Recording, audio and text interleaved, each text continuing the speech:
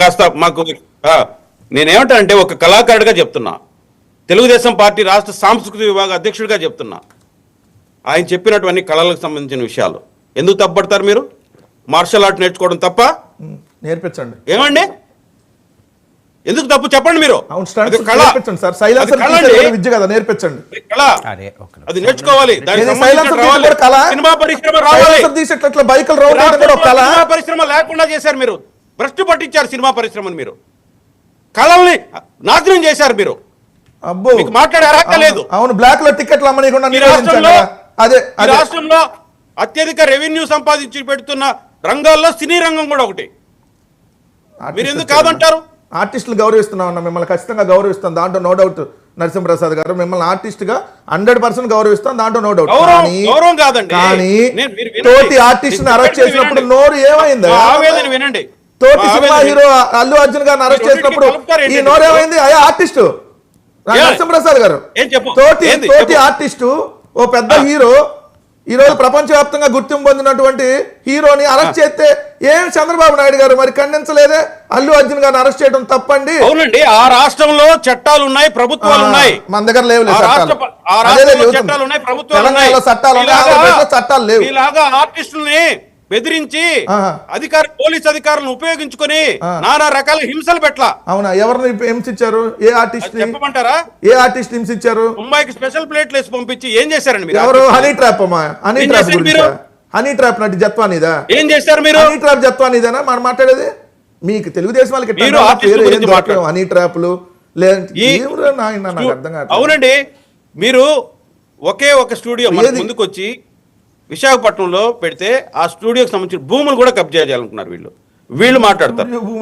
ఏమనుకుంటారంటే భూములు ఇచ్చిందే రాజశేఖర రెడ్డి గారు, పాప స్టూడియో పెట్టుకున్నారు, ఆడ కబ్జా చేశారు. కబ్జా చేయాలనుకున్నారు. మీ బతుకులు మారవన్నాయి. ఆయన ఇచ్చాడు,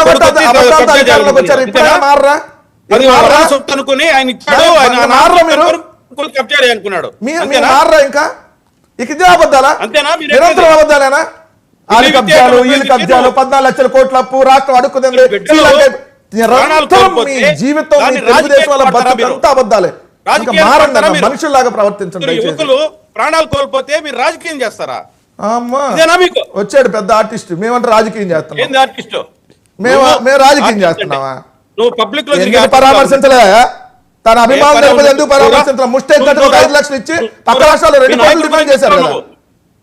పదవి ఇస్తే పబ్లిక్ లో పరదాలు కట్టుకొని తిరిగిన వాళ్ళు మీరు బాబు ఈవీఎం ద్వారా అధికారంలోకి వచ్చిన మీరు సోది కబుర్లు వినాల్సిన కార్యక్రమం ఏం చేస్తారు? రాష్ట్ర ప్రజలకు పట్టింది కర్మ, దాంట్లో పాటు మేము కూడా దాంట్లో రాష్ట్రంలో భాగంగా మాకు కూడా కర్మ పట్టింది. నీకేదన్నా ఉంటే ఈవీఎం నిరూపించుకో. అవునవును, స్లిప్లన్నీ ఆల్రెడీ చించేశారు, ఇంకేడ ఉంటాయి? మాట్లాడుతున్నాడు ఇక్కడ వర్మ గారు. నేను ఒకటే చెప్తున్నాను, వీళ్ళు రాజకీయంకి వాడుకోవాలనుకుంటున్నారు. ఆయన ముందు నుంచి సభ మొదలైనప్పటి నుంచి చెప్తూనే ఉన్నాడు, జాగ్రత్తలు జాగ్రత్తలు జాగ్రత్తలు.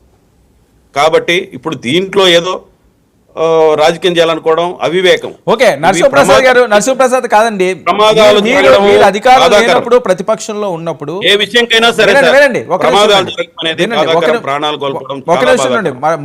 రాజకీయాలకు వాడుకోవడం అనేది అత్యంత దుర్మార్గం. నరసింహప్రసాద్ గారు, మీరు అధికారం లేనప్పుడు ప్రతిపక్షంలో ఉన్నప్పుడు ప్రతిరోజు మాట్లాడే మాటలు ఏంటంటే, ఇదిగో వాళ్ళు తప్పు చేశారు, వీళ్ళు తప్పు చేశారు, వాళ్ళు దొంగలు, వీళ్ళు దొంగలు అని. దొంగలందరూ ఇప్పుడు ఏమైపోయారు? మీరు పర్మిషన్ ఇస్తే నేను చెప్తా, దీంట్లో తప్పే ఉందో చెప్పండి. నేను చేసిన విమర్శలు ఇవి చూడండి. నవరత్నాలంటూ నవ మోసాలు చేశాడని కళాత్మకంగా చెప్పా. నేను ఎక్కడ తప్పు చేస్తుంటే నా మీద కేసులు పెట్టమని వాళ్ళని. నిర్మాణాత్మకంగా నవరత్నాలు నవ మోసాలని నిరూపించిన నేను ఈ రోజుకైనా డిబేట్కి నేను సిద్ధం. వాళ్ళు ఏదన్నా నవమోసాలు కాబట్టి మీరు తీసేశారు అంతేనా? నవరత్నాలు నవమోసాలు కాబట్టి ప్రజలకి ఎన్ని సంవత్సరాల్లో ఇచ్చిన 2,70,000 కోట్లు మోసం. అది మధ్యలో మీరు ఎంటర్ అవుతారు. మీరు మాట్లాడినంతసేపు చాలా కామ్ గా ఉన్నాను.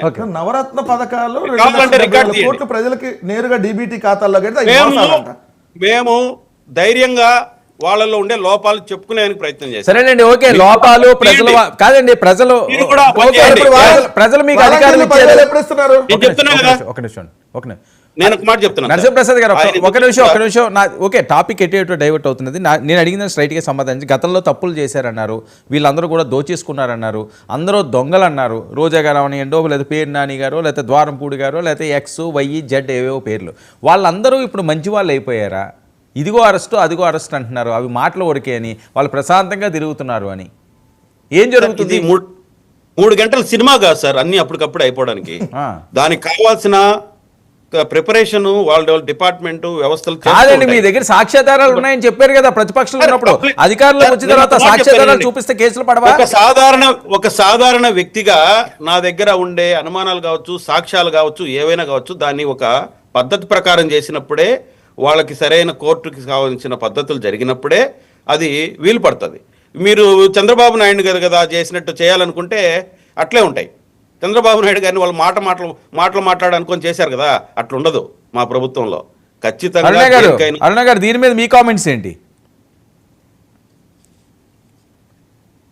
సార్ నేను మళ్ళీ చెప్తున్నాను, మా ఫస్ట్ ప్రయారిటీ రాష్ట్ర ప్రజలకు ఇచ్చినటువంటి హామీలు. సో వీళ్ళందరూ సేఫ్ గా ఉండొచ్చు అంతేనా? వీళ్ళందరూ అరెస్ట్. సరే, వాళ్ళు సేఫ్ గా ఉండొచ్చు, ఇబ్బంది ఏం లేదు. 100% అక్రమాలు